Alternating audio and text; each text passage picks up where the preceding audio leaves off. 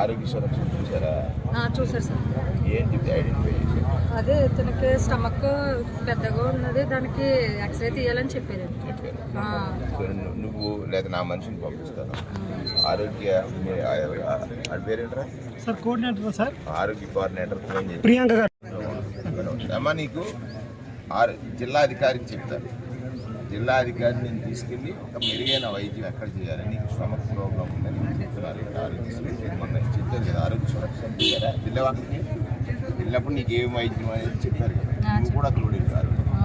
వెళ్ళి నాకు చెప్పు ఏ హాస్పిటల్లో. నిన్న ఒక ఇష్యూ జరిగింది, ఉగ్రవారిపేట సిద్దిపల్లి తెలుగుదేశం నాయకుడు, ఆయన కాలు షుగర్ వల్ల కాలు ఇబ్బంది అయిపోయింది. ఒక ప్రైవేట్ హాస్పిటల్లో ఉన్నారు. నాకు ఎవరో చెప్తే వెళ్ళాను. అంటే అవగాహన లేదు అని చెప్పడానికి నేను చెప్తున్నాను. ఆ ప్రైవేట్ హాస్పిటల్కి ఆరోగ్యశ్రీ వసతి లేదు. ఆరోగ్యశ్రీలో ఎన్పానల్ హాస్పిటల్ కాదు. ఇవాళ ప్రభుత్వం ఏం చేసిందంటే సుమారుగా 3000 పైసలకి హాస్పిటల్ని ఎన్పానల్ చేసింది.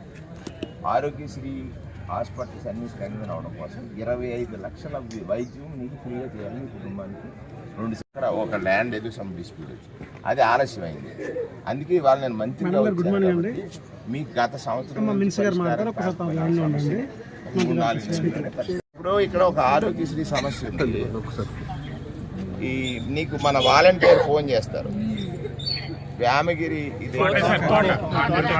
వ్యామగిరి తోటలో ఉన్నారు, ఆమె ఒంటరి ఇదనమాట. పాపం ఎవరు లేరు, సింగిల్ ఉన్నారు. నువ్వు అంబులెన్స్ పంపించి ఏమ్మా ఇక్కడ నుంచి ఈమెని ఎవరైతే కన్సల్ట్, ఇప్పుడు నీకు వాలంటీర్ మాట్లాడతారు. మన ఆరోగ్య సురక్షలో చూసి ఏమి ఈమెకి డయాగ్నోస్ చేశారనేటువంటి విషయం ఏమ్మా, అది చూసి కొంచెం అది ఒక ఆరోగ్యశ్రీ హాస్పిటల్లో జాయిన్ చేసి బెటర్ ట్రీట్మెంట్ ఇప్పించరా, నీకు ఎవరికి చెప్పారా నేను చెప్తాను. You follow that and you tell me ఎక్కడి వరకు ఇది వచ్చింది అనేది యూ షుడ్ టెల్ అమ్మా. Thank you. నిన్న బాగా చేసావు. నిన్న వాళ్ళకి అది స్వతంత్రాలు కొంచెం మళ్ళీ ఒకసారి పర్సూ చేయమ్మా. థ్యాంక్ యూ తల్లి, నమస్తే.